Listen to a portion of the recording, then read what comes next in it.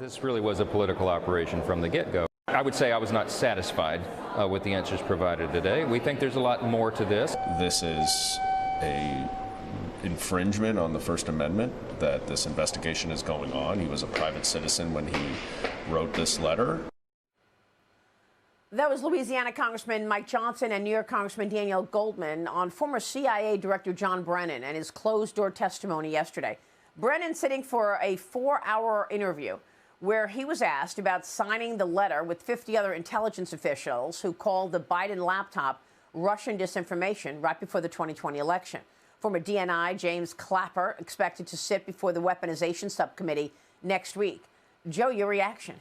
First of all, Dan Goldman is so sanctimonious. I mean, this is ridiculous. These people who signed this letter weren't signing because, they were an usher at church. They weren't signing because they were a Met fan or a Yankee fan. No, they were signing because they were formerly officials within the intelligence community who were using their former position to justify what they knew to be false on paper.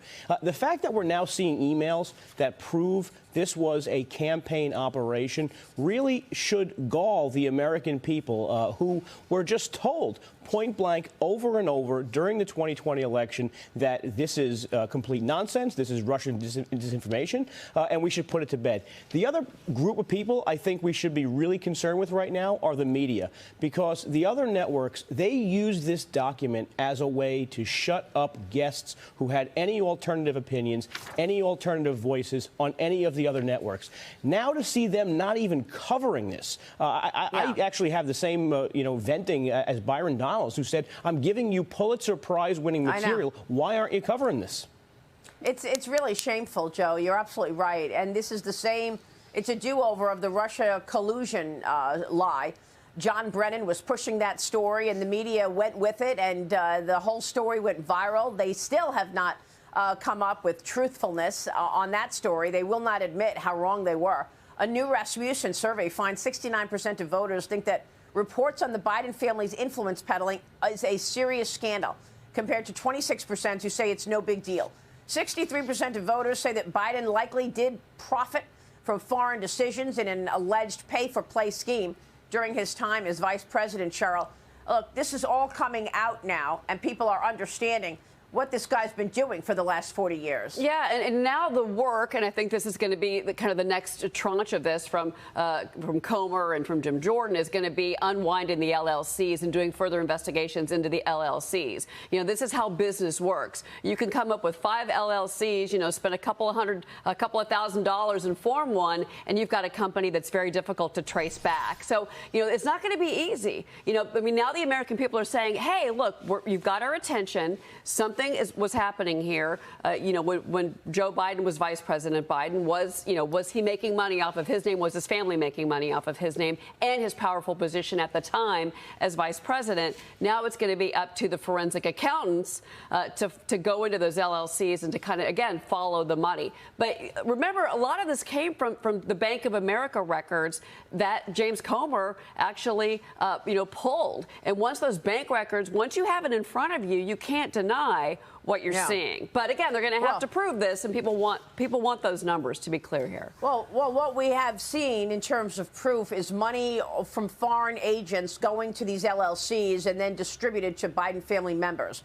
For instance, we know now that James Comer has been able to get bank records from 4 banks, and that's where he came up with $10 million that the Biden family has taken in. He told me that he's got 8 more banks to go through. So what we know of in terms of this $10 million that the Biden family has taken in from foreigners, that's only from 4 banks. He's got 8 more banks to go through. No, that's incredible. The number's probably only going to grow. And how brilliant of him to go to the banks with a subpoena before he went to the Biden family with a subpoena, because the Biden family would have just fought the subpoena where the banks are turning these things over. The other thing is, how could these guys think that the truth wasn't going to come out? And furthermore, if we look at the history of presidential scandals, some of them had to do with extramarital affairs or women or different things like that. But when we compare those scandals to the national security risk we now have with this scandal, I just don't think that they're quite comparable. Yeah, and it's just incredible that the media will not cover it. There are serious national security issues around this. And that's why it's just a scandal, Joe, that you brought up, the media not reporting it. They're not reporting on the border either, by the way. No, right. So we see no coverage on things that they really wanted to cover, namely that letter, by the way. They really wanted to cover that letter in 2020. They wanted to cover the border when Trump was building a wall. Now we see nothing. Right. I actually want to find those 31% of people out there who are saying this Biden scandal is not really a scandal. I want to ask them, what is the Biden family business if it's not trading influence and peddling their father or their grandfather's That's right. name? I mean, do they have an ice cream truck? Are they drilling for oil? No, of course not. That's why it's so significant to get a little bit of pushback from some of the other networks that you referenced to see if there can be any digging. And that's exactly what James Comer said. There is no business here that we could find. We can't identify any product, any reason for all these Biden families to be getting money from these LLCs, which got the money from foreigners.